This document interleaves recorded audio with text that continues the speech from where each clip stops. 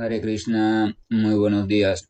Namo Vishnupadaya Krishna Prestaya Bhutale Srimate Bhaktivedanta Swaminiti Namine Namaste Saraswate Deve Gauravani Prasharine Nirvisesa Sunyavadi Pashatya Deshatarine Jaya Sri Krishna Chaitanya Prabhu Nityananda Tri Advaita Gadadhara Srivasadi Gaura Bhaktavrinda Hare Krishna, Krishna Krishna, Hare Hare, Hare Rama, Rama Rama, Hare Hare.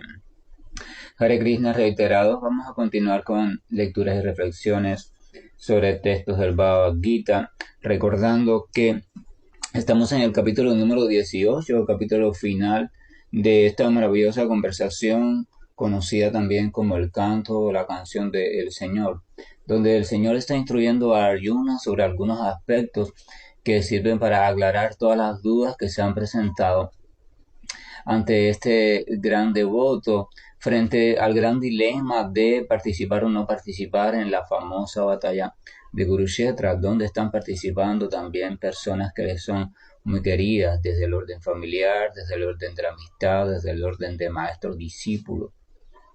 Entonces en ese dilema Arjuna está, ¿qué hago? ¿Peleo o no peleo? O sea, Arjuna literalmente se está preguntando, ¿cumplo o no cumplo con mi deber? ¿Desempeño o no desempeño mi función establecida? O sea, la función como guerrero, la función como kshatriya. Y entonces el señor Krishna le empieza a explicar una serie de aspectos o elementos que no solo van respondiendo a las preguntas de Arjuna, sino que lo van guiando de manera didáctica, de manera organizada y progresiva por todo el sendero del conocimiento o la comprensión.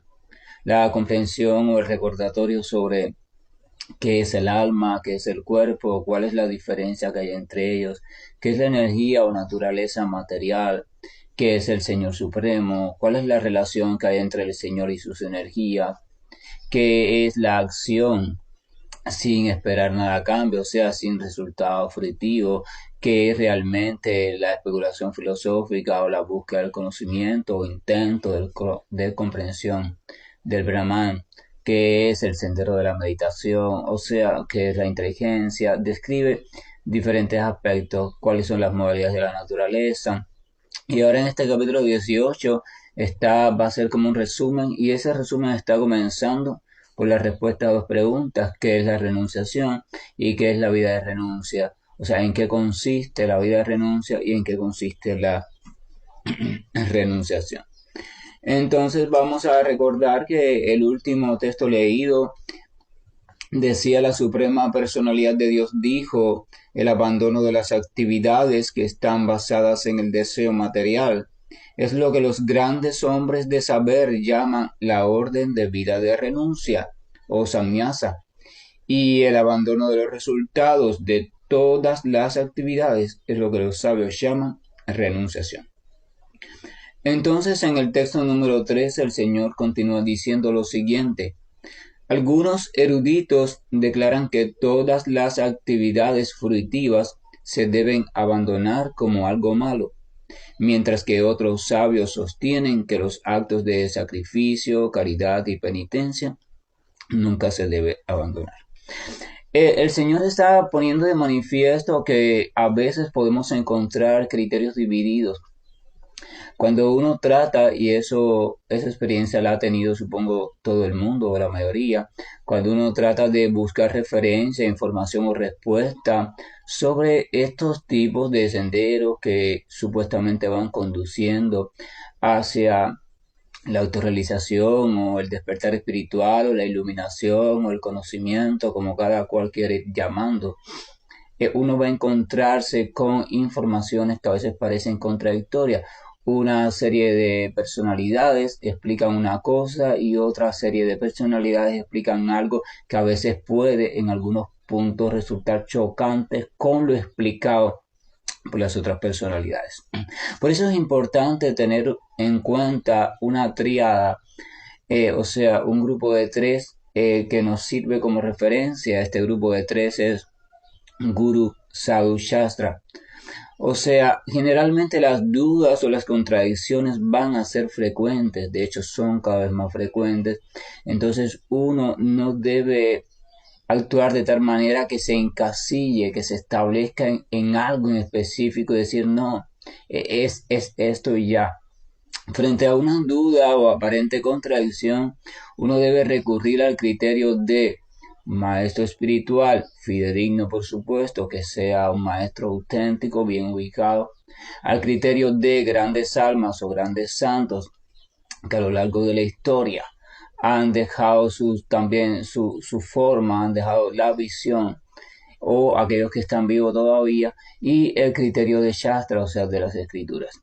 Entonces uno debe de ir y consultar esos tres elementos y tratar de llegar a un arreglo, tratar de llegar a cuál es la respuesta verdadera o cuál de las dos, tres, cuatro, de las posturas que sean, es la más adecuada, o sea, es la que coincide realmente con la información que hay en las escrituras sagradas o en la información de las grandes almas o en la información específica del maestro espiritual.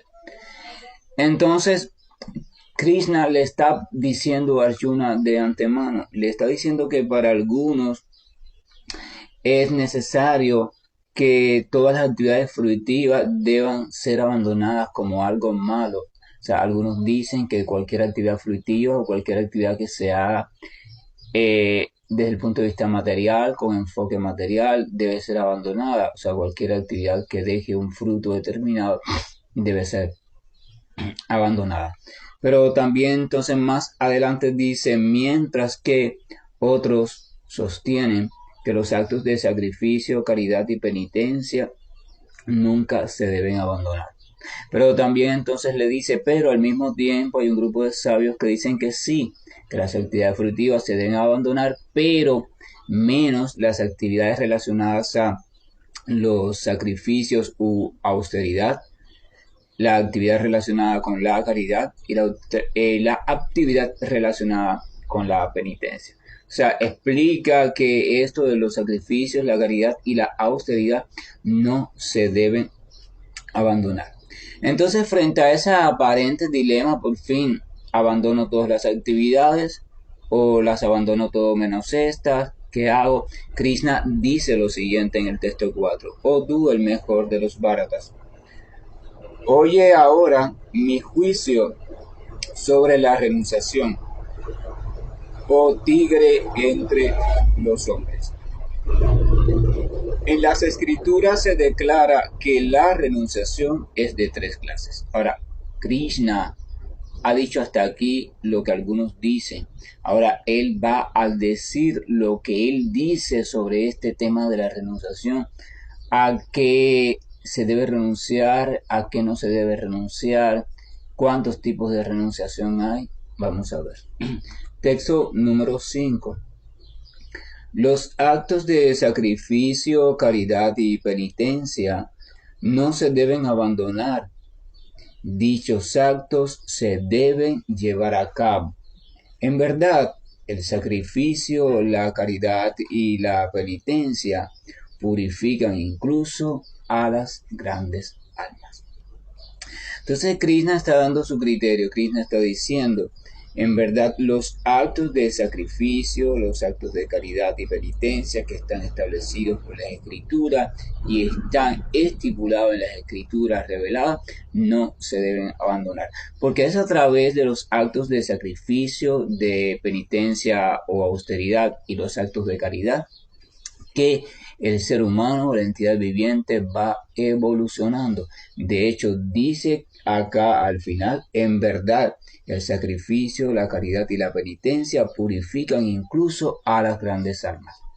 Evidentemente, vamos a ver ahora porque Krishna está mostrando eso así, pero vamos a ver cómo él va a detallarlos, o sea, cómo se deben de hacer esos actos de sacrificio, esos actos de penitencia o austeridad y esos actos de caridad para que en verdad sean purificatorios.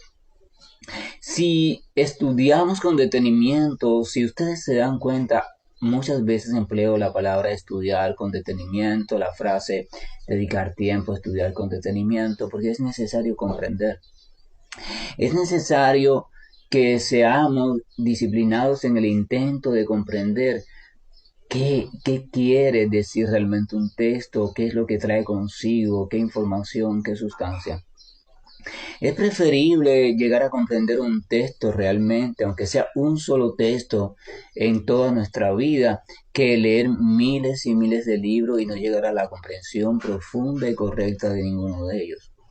A veces las personas por su tendencia de estudio, por su tendencia de necesidad de dar una apariencia que tienen más información que otras, son adictos a leer y leer y leer y leer y así leen y leen.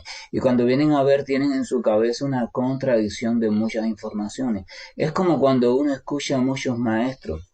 La literatura védica explica que escuchar muchos maestros o muchos maestros hagan referencia a diferentes vías es un peligro, a no ser que ya la persona esté muy bien establecida en el conocimiento y entonces para profundidad y conocimiento general escucha a varios, pero ya tiene que estar bien establecida en la fe porque si no se va a confundir. Entonces, tratar de comprender, yo tengo que tomar un texto y si ese texto me reporta alguna duda, si ese texto reporta alguna contradicción en mí, yo debo detenerme en ese texto. Días, tiempo largo, reflexionar, meditar, preguntar a otras personas autorizadas. Y entonces dedicarme a la comprensión y estudio profundo de ese texto. Se cuenta, por ejemplo, que una vez Bhaktisiddhanta Saraswati Thakur, el maestro espiritual de Srila Prabhupada, dio clases algunos dicen que durante 3 meses y otros dicen que durante 6 meses, sobre un solo texto del Srimad Bhagavatam.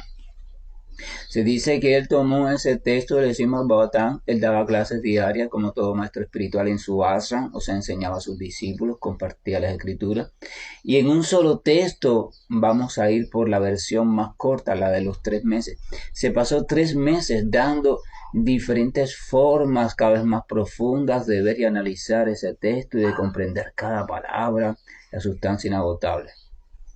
El término sustancia inagotable significa que los textos de la Escritura Sagrada reveladas realmente son como océanos sin límite. Vamos a ir comprendiendo esto, vamos a tratar de ir comprendiendo eso. Por ejemplo, si en el texto de la Escritura revelada vamos a tomar el Srimad Bhagavatam que habla sobre el Señor y sus pasatiempos y su relación con los devotos.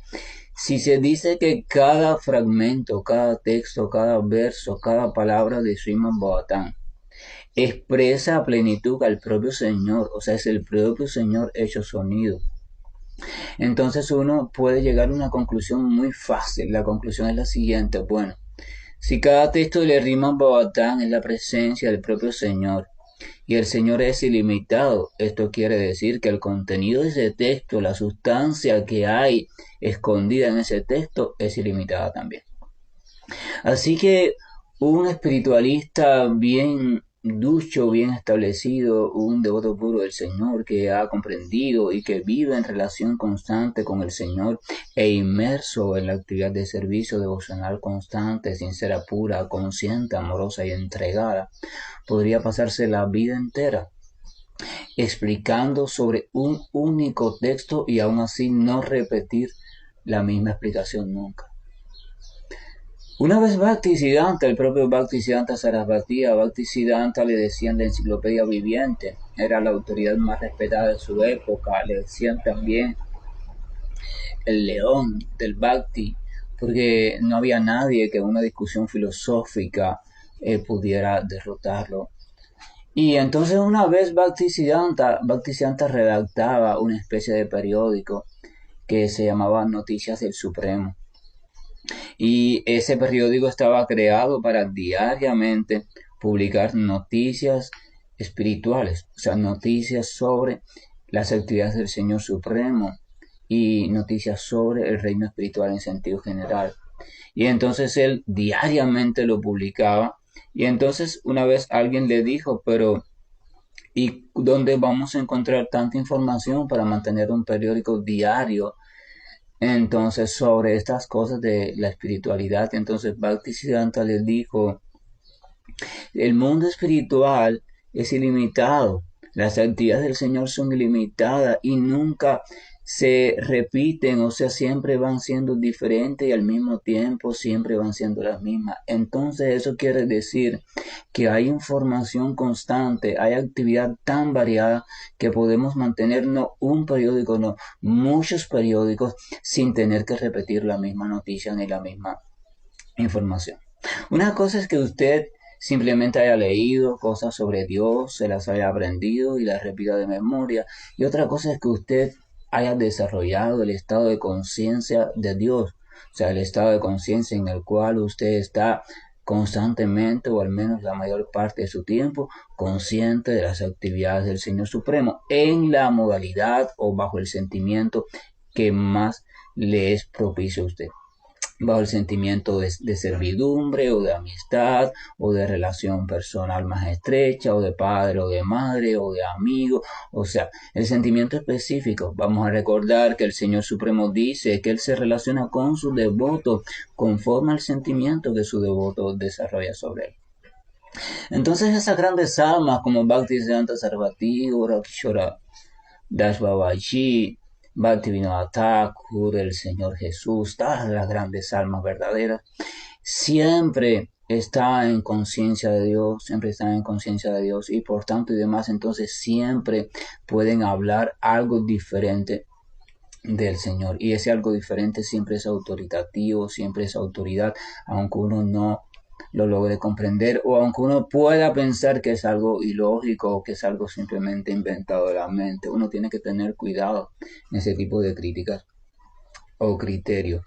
Entonces, el Señor continúa acá diciendo, dijo que los actos de sacrificio, caridad y penitencia no se deben abandonar, porque dichos actos se deben llevar a cabo. En verdad, los sacrificios, caridad y penitencia purifican incluso a las grandes almas. El texto número 6 dice, todas esas actividades se deben ejecutar sin apego y sin esperar ningún resultado. Oh hijo de Prita, se las debe ejecutar como una cuestión de deber. Esa es mi opinión final. La opinión conclusiva de Krishna sobre si la caridad, sobre si el sacrificio y sobre si la austeridad o también la penitencia se deben abandonar o no. Entonces Krishna dice, todas esas actividades de la forma en que las prescriben las escrituras deben ser ejecutadas, pero sin apego y sin esperar ningún resultado. O sea, tampoco debes apegarte a una actividad en específico. O sea, por ejemplo, hay muchas personas que aprenden algo, aprenden un ritual determinado, aprenden algo determinado y entonces simplemente se quedan allí por siempre en esa etapa y no maduran en el efecto que eso debe ir provocando en ella. Bhaktivinoda Thakur tiene un texto donde habla de los obstáculos en el camino espiritual o los obstáculos cuando uno está creciendo en el sendero de conciencia de Krishna o progresando, y dice que uno de los obstáculos es pasar más tiempo del debido en una etapa o pasar menos tiempo del debido en una etapa. O sea, o querer avanzar demasiado rápido o querer demorarse más de lo necesario. Por tanto, a veces quedarse demasiado tiempo o aferrarse a un tipo específico de conducta, de ritual, de determinadas indicaciones, cuando es prudente transformarlo, o sea, dar un paso más adelante, se convierte entonces en un obstáculo. Entonces uno no debe apegarse ni a la actividad en sí o al modo de realizarla, ni a los resultados de dicha actividad. O sea, uno debe de realizar esa actividad sin apego y sin esperar ningún resultado. Debe realizarla como una cuestión de deber. Cuando uno realiza algo como una cuestión de deber, entonces si uno está convencido de ese tipo de actitud, entonces uno es capaz de realizarlo sin fijarse si el resultado va a ser más favorable o menos favorable. Esto de más favorable o menos favorable significa en cuanto a que si el resultado me va a dar comodidad o no. De esto hemos hablado muchas veces. Por ejemplo, ahora mismo acá ha hecho una madrugada bastante fría. Entonces vamos a suponer que una persona está cuidando a un enfermo y tiene que estar despierta al lado de ese enfermo porque le toca un medicamento cada 2 horas o tiene que vigilar la hidratación en vena o el enfermo se está quejando y tiene que cada un tiempo ponerle un bálsamo para que se alivie, lo que sea. Entonces vamos a suponer, esa persona está allí, pero vamos a suponer que no está allí porque es un familiar. Vamos a suponer que es una persona que tiene que ver con algún grupo ¿cómo se llama?, de bienestar social o de acompañamiento de enfermos. Entonces ella, desde su posición, por llamarlo así, desde su trabajo, su deber es estar pendiente de ese enfermo durante esa noche y madrugada. Pero está haciendo frío. Pero esa persona podría decir, no, yo está haciendo mucho frío, hoy voy a dejar el enfermo solo, de todas formas, yo tengo que cuidarme por esto, por aquello, ¿verdad? O sea, esa persona podría faltar a su deber, faltar a sus funciones. Sin embargo, si esa persona es una persona seria y disciplinada y ha comprendido la importancia de su deber, entonces, aunque esté haciendo frío, ella se abriga un poco bien y todo eso, pero ella sigue allí pendiente. Evidentemente, ella va a pasar molestias. Si no hay calefacción en el lugar, ella va a pasar molestias, porque por mucho que se abrigue, siempre hay una parte que se te enfría, o a veces puede que le dé algún temblor, así esté temblando, está muy incómoda, desearía estar en casa, pero elige hacerlo como una cuestión de deber. Ella ya no se cuestiona, ay, qué frío tengo, voy a dejar este trabajo. No, ella simplemente piensa, estoy aquí para tal cosa, así que mi deber es cumplir esto de la mejor forma posible. El resultado que ella está teniendo en ese momento es un resultado de incomodidad. Hablo de incomodidad en el término fisiológico, o sea, hay frío. El organismo no está cómodo cuando tiene frío. Sin embargo, ella está realizando su actividad de la mejor manera posible, porque la está cumpliendo como un tipo de deber, o sea, como su deber. Entonces, eso es lo que significa, sin fijarse en los resultados y haciendo la actividad como deber, pero también sin apegarse a la actividad. Si mañana su empresa, el que sea, le asigna una nueva actividad, ella no está pensando, ay, no, pero es que a mí me gustaba la anterior, porque la anterior, o es que, no, o sea, sin apego significa eso. O sea, ya no prefiere una cosa o la otra, porque ella sabe que su deber real, el primero de sus deberes, no es estar allí en esa actividad específica, sino que el primero de sus deberes es corresponder o asumir la actividad que su contratista le asigne. O sea, ella realmente no fue contratada para cuidar a ese enfermo. Ella realmente fue contratada, por ejemplo, por un grupo o una empresa o una agencia, no sé cómo se le llama eso, que se dedica a brindar servicios de cuidador u otros servicios a diferentes personas que lo requieran. Ella, por tanto, no se apega a una persona u otra, ella simplemente se apega a su deber. Mi deber es tal cosa, entonces lo hace como cuestión de deber. Entonces la caridad, la penitencia, también conocida como austeridad, y los actos de sacrificio están establecidos en las escrituras con el fin de purificar al ser humano que quiere elevarse hacia la modalidad de la bondad para después entonces poder encaminarse de manera adecuada hacia la autorrealización. Sin purificación, y lo voy a repetir 1000 veces, sin purificación, esto significa sin transformación, sin una transformación real en nuestra vida, no hay posibilidad ni de comprensión del conocimiento de manera correcta y mucho menos de autorrealización. Por eso la purificación o la transformación personal es un elemento fundamental. No puede haber, nadie puede llegar a esa etapa de autorrealización o de comprensión real del conocimiento trascendental si no va progresando en el acto purificatorio. Y para esta purificación es que en los Vedas entonces se establecen actividades como la caridad, actividades como los sacrificios y actividades como la austeridad o la penitencia.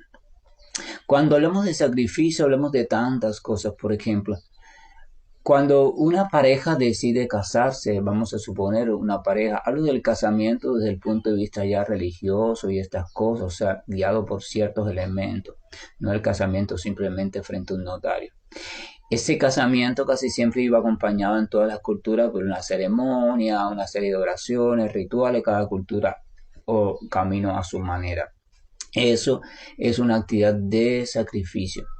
Cuando un niño nacía y hacían una ceremonia para ponerle el nombre, etcétera, etcétera, eso se le llama también actividad de sacrificio. Cuando alguien moría y la esposa se quedaba viuda, eso también se hacía una actividad de sacrificio. Cuando el niño empezaba a pronunciar su primera palabra o empezaba a hablar de modo claro, se hacía una ceremonia, es actividad de sacrificio. O sea, toda actividad que se hace en momentos determinados de la vida para una etapa, o sea, que marcan un momento, un cambio de etapa importante que implica un nuevo proceso en la vida de alguien, entonces estaba precedido de un sacrificio. Ese sacrificio se hacía para que esa nueva etapa fuera auspiciosa y para que uno estuviera listo para ella. O sea, el sacrificio tenía como finalidad ayudarnos en el progreso, en la transformación o en la maduración, es decir, en la purificación. Entonces, lo mismo pasa con la caridad y lo mismo pasa entonces con la austeridad o la penitencia. Entonces, caridad, austeridad o penitencia y el sacrificio no deben de abandonarse, sino que deben de ser mantenidos como cuestión de deber, pero sin apegos y sin fijarnos en los resultados. ¿Se acuerdan, verdad, lo que habíamos hablado? Krishna había hablado sobre la caridad, etcétera, etcétera, en la modalidad de la ignorancia o en la modalidad de la pasión. Unos lo hacían para buscar un resultado, otros para que le diera fama, otros para sentirse cómodo, otros para sentirse muy religioso o buena gente, otros para lo que sea. O sea, pero entonces ese tipo de caridad no te purifica, ese tipo de caridad lo que hace es mantenerte en un estado degradado e incluso a veces degradarte cada vez más. Porque en ese tipo de caridad no hay desapego y se está buscando un resultado determinado. Entonces Krishna dice, todas esas actividades se deben ejecutar sin apego y sin esperar ningún resultado. Se les debe ejecutar como una cuestión de deber. Esa es mi opinión final. Hay algo muy curioso porque miren, si nosotros echamos un vistazo con calma a las escrituras y puede que a nuestra propia vida cuando somos más jóvenes, podemos ver que el ser humano en este mundo material la primera tendencia que tiene es a renunciar a los deberes. Al ser humano no le gusta, salvo a alguien que nazca ya con cualidades muy elevadas, no le gusta tener deberes. El niño casi nunca le gusta eso de llegar de la escuela y sentarse así voluntariamente, hacer las tareas, porque él quiere jugar. O sea, la tendencia de la entidad viviente es hacer lo que quiera. La tendencia, fíjense en cualquier entidad viviente. La tendencia de ella es darle salida a los impulsos que tiene por dentro y esos impulsos la van a llevar a querer hacer aquello que le reporta placer desde el punto de vista material o físico y aquello que y huir o rechazar aquello que le reporta algún tipo de displacer, o sea, de sufrimiento o algo que no sea grato. Entonces quiere decir que los supuestos deberes, aquello que me dicen que yo debo hacer, aquellos que me dicen en lo cual yo debo implicarme, por la naturaleza humana, en su ilusión, lo que quiere es alejarse de ello. El ser humano tiene la primera tendencia es a ser irresponsable. Él solo está pensando en su beneficio, de hecho por eso está en el mundo material, porque él quiere gozar. El gozo y el placer no tienen nada de malo. El placer realmente es una tendencia que forma parte de la entidad viviente. Lo que sucede es lo siguiente. Lo que sucede es que hay dos tipos de placeres. El placer en un estado tal que lo que hace es degradarte y el placer en un estado tal que lo que hace es elevarte. O sea, la cuestión no está en el placer, sino la cuestión está en el estado o el tipo de placer. Usted puede tener y buscar todo el placer que usted quiera, solamente tiene que cumplir con algo. Si usted quiere elevarse mediante ese placer, tiene que cumplir con algo. Que aún en medio de ese placer, usted esté completamente absorto y entregado a Dios. Si usted es capaz de hacer eso, adelante. Usted no tiene restricciones, usted no tiene reglas, usted no tiene nada. Adelante, miles de bendiciones. La pregunta es la siguiente. ¿Es usted capaz de hacer eso? Ahora, vamos a poner un ejemplo claro. Vamos a suponer que usted está en un lugar y usted va a desarrollar una actividad o va a comer un alimento o lo que usted quiera que a usted le reporta mucho placer. La palabra placer implica algo. La palabra placer implica que usted está con su atención completamente colocada en esa actividad o en esa experiencia. Nadie puede experimentar placer en algo si no tiene la atención puesta en eso. Por ejemplo, si usted está comiendo un alimento, por muy rico que sea ese alimento sabroso a su paladar, usted no podrá experimentar placer si usted en ese momento está pensando o su mente está ocupada en un asunto pendiente que tiene. De hecho, usted mastica el alimento y se lo traga y ni cuenta se da del sabor. Tiene que ser que sea un sabor muy fuerte, muy resaltante para que usted diga, ay, qué ácido, qué picante, ¿verdad? Pero ni cuenta se da. Así que por lógica, desde el punto de vista fisiológico y psicológico, la experiencia de placer necesita de que nuestra atención esté en algo. ¿Qué significa eso entonces? Que si usted está experimentando un determinado placer desde el punto de vista de los sentidos materiales y usted está disfrutando de él, eso significa que es imposible que su atención esté en otro lugar. Así que si no está en otro lugar, tampoco va a estar en Dios. Así que es muy difícil que usted pueda al mismo tiempo sentir placer material pleno y al mismo tiempo estar absorto en el Señor Supremo. Así que eso es una tarea prácticamente imposible. Uno podría preguntarse, bueno, si eso es imposible, pero al mismo tiempo la tendencia de sentir placer es natural en la entidad viviente, entonces nunca podré espiritualizarme porque si placer significa mi atención en algo y si poner mi atención en algo me la aleja de Dios, entonces ¿cómo me espiritualizo? ¿Cómo yo concilio este tema de Dios y el tema del placer? Pues la respuesta también es simple si usted se pone a analizarla con detenimiento. La única solución es una. Usted tiene que hacer coincidir al placer y a Dios en la misma experiencia.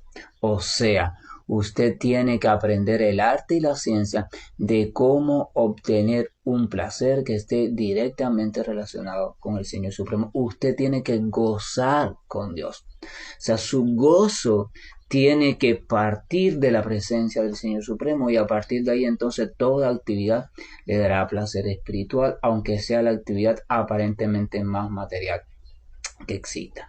Entonces no está en usted dejar de buscar el placer. La cuestión está en cómo usted se sitúa en un placer que está directamente relacionado con el Señor. ¿Y qué significa esto? Que usted sitúa su conciencia en el plano de conciencia de Dios. Y entonces a partir de allí, todo placer que usted experimente va a estar relacionado con Dios porque usted va a experimentar la presencia de Dios en cada elemento que le está dando placer. O sea, entonces eso significa que renunciación en verdad no está, oh, este placer sí, aquel placer no, este lo rechazo, aquel no lo rechazo, no. Lo único que usted tiene que rechazar es aquello que sea independiente del Señor, aquello que no le esté ayudando a acercarse cada vez más a Dios. Es lo que usted tiene, no voy a emplear la palabra tiene, es lo que se recomienda que usted vaya poco a poco dejando o vaya transformándolo. De lo contrario, ese placer solo logrará una cosa, le traerá aparente felicidad, pero en verdad a largo plazo le va a traer real sufrimiento. O sea, trae aparente felicidad. La felicidad que trae es aparente, porque lo único que trae es la emoción del placer, pero cuando ese momentico pase ya usted sigue siendo infeliz. Pero sin embargo, la infelicidad que va a traerle a largo plazo sí es real, o sea, no es aparente. ¿Por qué? Porque la tendencia de la entidad viviente cuando experimenta algo placentero es volver a repetirlo. Y cuando lo vuelva a repetir, va a querer volver a repetirlo. Pero cuando lo vuelva a repetir, va a estar cada vez más deseosa de volver a repetirlo. Y eso se llama ¿cómo? Apego. ¿Y qué pasa cuando ese apego crezca? Cuando ese apego te vaya consumiendo por completo, tu inteligencia queda desplazada, dejas de pensar con claridad. ¿Quién no ha experimentado eso? ¿Quién no ha experimentado eso frente a una cosa o frente a una persona que le resulta atractivo o atractiva? O frente a una actividad, una comida que le resulta atractiva o atractiva. La tendencia es volver a querer chocar con eso, volver a querer tener esa experiencia. Y cuando vienes a ver, llega un momento en que te inventas miles de justificaciones que después, si las analizas, son hasta tontas, justificaciones para volver a tener la experiencia. Y entonces así a lo largo de nuestra vida, cuántas cosas, en cuántos problemas no nos hemos metido, en cuántos problemas no hemos estado hundidos, ¿verdad? Y todo comienza por allí, un simple y aparente placer. Ahora, sin embargo, si yo soy capaz de tener un simple y aparente placer, pero lo combino de manera perfecta con la presencia del Señor Supremo, o sea, yo gozo con el Señor Supremo, yo invito al Señor Supremo constantemente a disfrutar de mi disfrute. Si mi actividad y mi gozo es darle disfrute a los sentidos del Señor Supremo, entonces ya el dilema se resolvió. Yo puedo tener placer a plenitud, experimentar placer a plenitud y al mismo tiempo ese placer me está llevando a el avance espiritual, un avance espiritual cierto, constante y permanente. A veces se piensa que el camino espiritual de los grandes devotos es un camino lleno de restricciones, aburrido, pesado, lleno de sufrimiento, ¿verdad? Sí, porque a veces se relaciona la devoción con el sufrimiento, pero no es así. Realmente el devoto verdadero o el devoto puro del Señor tiene un camino lleno de gozo, pero su gozo es siempre compartido con el Señor, es siempre dependiente del Señor. En su gozo realmente Él no está gozando por la actividad específica que está haciendo. Él está gozando porque su conciencia está completamente absorta en la relación amorosa variada de intercambio con el Señor Supremo desde un sentimiento indescriptible de amor por Él.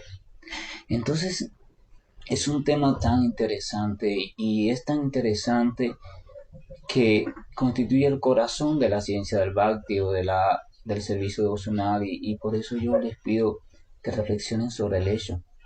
La cuestión no está en el gozo, la entidad viviente no puede dejar de desear el gozo, la entidad viviente desea a Ananda porque Ananda constituye la sustancia también de la entidad viviente.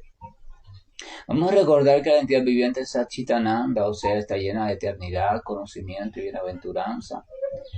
Y por tanto y demás no puede dejar de desear Ananda, no puede dejar de desear sentirse bien, sentirse gozosa, ¿verdad? La cuestión es entonces cómo hacer para que este gozo sea beneficioso, ya que yo no puedo dejar de buscar el gozo, entonces yo tengo que buscarlo con inteligencia.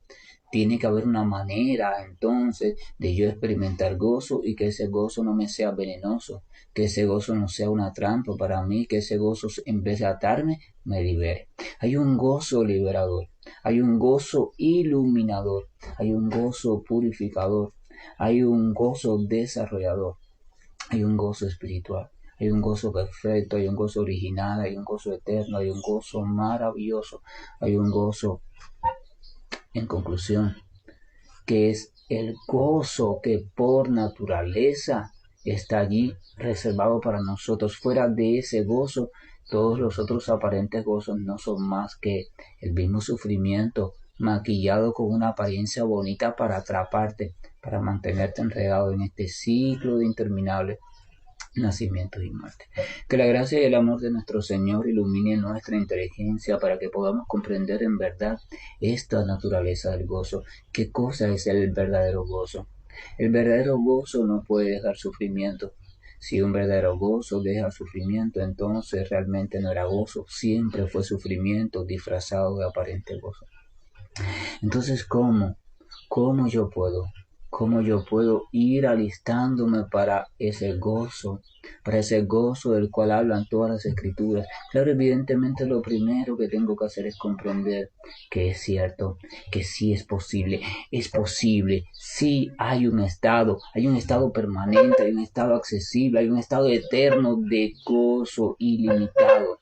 Ese estado del cual las escrituras hablan, del cual hablan las grandes almas, sí es posible, existe y está a mi disposición también. Eso es lo primero que tengo que creer, o sea, la fe. Por eso la fe es el paso inicial. Pero si yo no creo en eso, entonces yo siempre voy a poner dudas, peros y mi avance se va a hacer muy tormentoso. Entonces eso es lo primero. Por favor, Señor, ayúdame a tener esa fe, ayúdame a madurarla, pero esa fe viene y se fortalece relacionándome con personas que ya la tengan. No personas locas, porque hay personas que están locas, que literalmente hablan de un gozo divino, de un gozo con Dios, de un gozo, pero es un gozo ilusorio de su mente alocada y atormentada. Hablo de personas lúcidas en las cuales usted puede ver coherencia, armonía y una transparencia cuando hablan sobre Dios. Entonces reúnase, hable, converse, intercambie de vez en cuando con ese tipo de personas que usted siente que le iluminan el corazón, que le llenan de fe, que le dan aliento para continuar. Pero crea en ese gozo. El principio es creer en ese gozo, porque si usted no cree que ese gozo es posible, entonces usted nunca lo deseará, y si no lo desea, nunca llegará, y si no lo desea, nunca pasarán cosas en su vida para que ese gozo sea real o se manifieste. El gozo de Dios es posible, el gozo con Dios es posible porque Dios es real. Para muchas personas Dios es teórico, muchos hablan de Dios pero solamente en teoría. Dios sí es real y es posible gozar con Él y es posible gozar en su compañía. De hecho es el único gozo. Dios es real, Dios es real. Cuando lea las escrituras no la lea como un libro de ficción, no la lea como un libro filosófico. Trate de imaginar en su mente los pasatiempos que está leyendo, trate de imaginar las cualidades que se describen del Señor, trate de abrir su corazón y trate de decirle a su mente, no, Dios sí es real, esto sí es real, parece ilógico, pero sí es real y yo lo acepto como real. Amor, paz, armonía y dicha. Que estos elementos simples pero necesarios estén creciendo en nuestras vidas, en la vida de nuestros seres queridos y en la vida de cualquier persona que se cruce en nuestro camino.